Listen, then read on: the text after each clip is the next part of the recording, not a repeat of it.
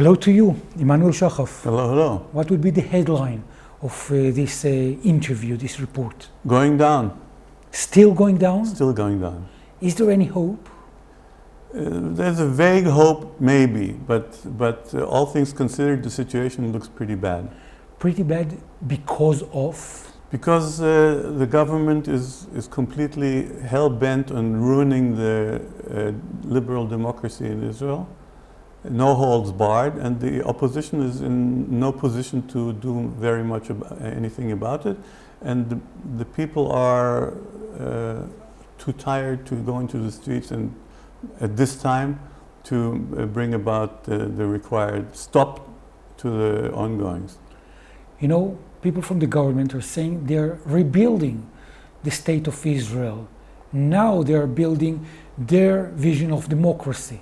Their vision of democracy is not a democracy, it's an autocracy.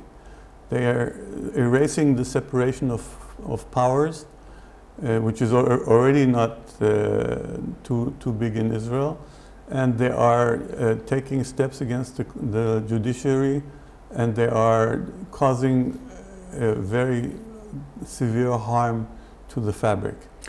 Give me a few examples to the damage that you're seeing being actively done by the Israeli governments against what was known as the Israeli liberal democracy. What do you mean?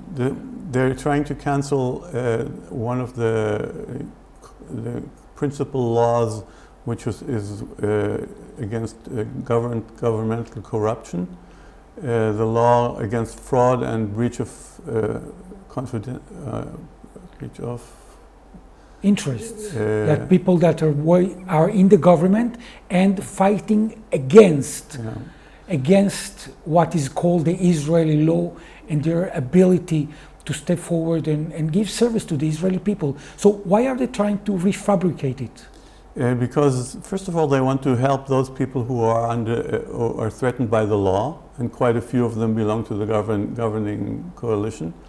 And they, of course, also want to help Prime Minister Netanel, who, if the law would be cancelled, he would get off, his court case basically would be cancelled. You're saying that it is what is calling in these international English testimonies the Bugs Bunny trial? Yeah, well, it's obviously not a Bugs Bunny trial. And it has all elements of governmental corruption, but in order to make it possible to take him to court, they relied to this on this particular paragraph in the law, which they now want to change. Let's talk about the fight against the Israeli Supreme Court, the judges. What basically is being done towards the international audience? First of all, they try to delegitimize the president of the Supreme Court by spurious charges, which are really ridiculous. None of them held up in any kind of scrutiny. Mm-hmm. And now they're trying to take away from him his power to determine the judges who are sitting on each particular case. They are also considering a declaration by the Knesset that the Knesset will not accept any decision by the Supreme Court that affects basic laws, which is a clear declaration that they have no intention to listen to the judiciary. So they're systematically breaking down the judiciary and also working, of course, against the Attorney General at the same time, whose position they want to split into three and then make it political, so that the Attorney General's position will be completely diminished. So that is going also to demolish the trial of Benjamin Netanel. Yes, because if that happens, the Attorney General, who is also the government prosecutor, would disappear from the scene. This one. Yet somebody else who would be appointed by the government would take that position.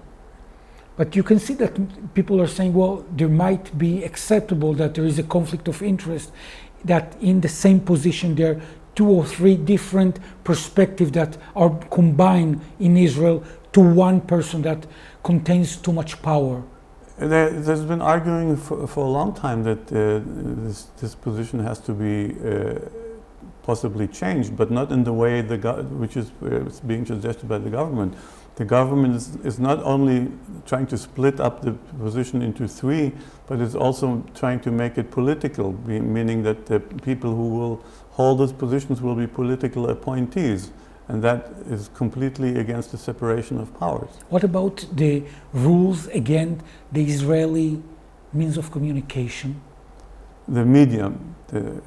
Well, there's a concerted effort to basically make the media compliant by forcing them to certain standards and certain regulations that the government is preparing. The freedom of the media would be completely lost. As it is, we already, I think, freedom of the media in Israel, we're on place on number 126 in a list of 180 countries or something like that. So the situation is pretty bad as it is, and the government is hell-bent on deteriorating it even further. You know, and the people are seeing more and more Channel 14 in Israel. They're seeing the news there, they're seeing primetime shows there. Mm-hmm. It became a super legit TV channel. Yes. Though it reflects all that what you're saying, the government's position, perspective, and they're saying, well, it's not total loss, it's not lost at all. It's the recreation of the new Israel.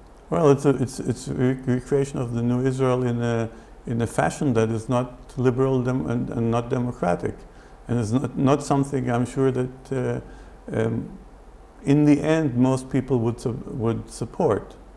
Maybe momentarily one could get some support for some of the actions the government is proposing, but in the long run, everybody has to be aware of the fact that we're going down a very slippery slope, and we're going faster as I'm speaking. And talking about faster and slippery, the budget, the money that is going towards the Israeli Defense Forces in the coming year would be... We have a budget right now which is between 120 and 130 billion shekels. Okay, that's a huge sum. That's from before this October 7th, we were at 50 or 60 billion shekels. Okay, it's basically doubled. Now, in this situation, Netanyahu proposes to stop the American aid over a period of 10 years, which means that the army needs to up the defense budget even more to make up for that loss of about $4 billion. Now, that will make the defense budget to go up to 140, 150 billion shekels, which is something that Israel can't bear, especially not as long as we don't employ the Haredi population gainfully, and we improve our productivity. So the economy is going to be hit. Now, Netanyahu did that all on his own. He didn't consult with anybody. He didn't have a government session to decide whether that should be done. Maybe that is part of the side effect of this Donald Trump, the President of the United States era. People that are dominant, they're ruling their countries basically alone, and people love it. Yeah, they first of all, not too many people love it. You can see, especially you can see also with Donald Trump, that his support in the population in the United States is going down. And they may like it on the short run, but on the long run, and the run may not be, it won't last too long, then they'll realize what danger is created by such kind of government. When you're saying it wouldn't last too long, would you basically say that in the state of Israel, in the coming year, you're seeing that it's going to be continue this process that you're seeing, or the elections are going to stop it? Well, the elections are going to stop it if the right guys get elected. If Netanyahu and his coalition regains power after the elections, we're going to continue to go down. You're going to be staying in Israel in that? I'm too old to start a new career somewhere else, unless it really gets bad. But I'm afraid that too many people are considering what to do if this continues.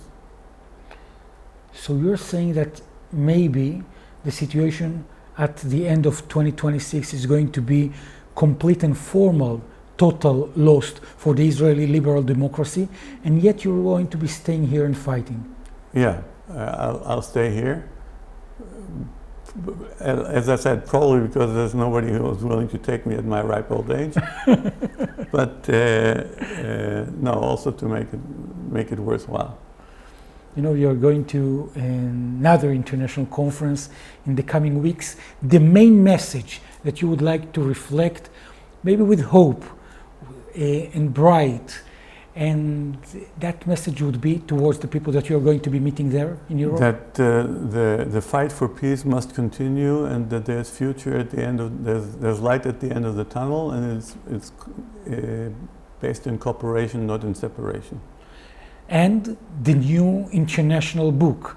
The new book, which is calling for shared sovereignty, which the pictures of the Dutch version, it's being published also in English in a short while, and a Hebrew and an Arabic version are in preparation.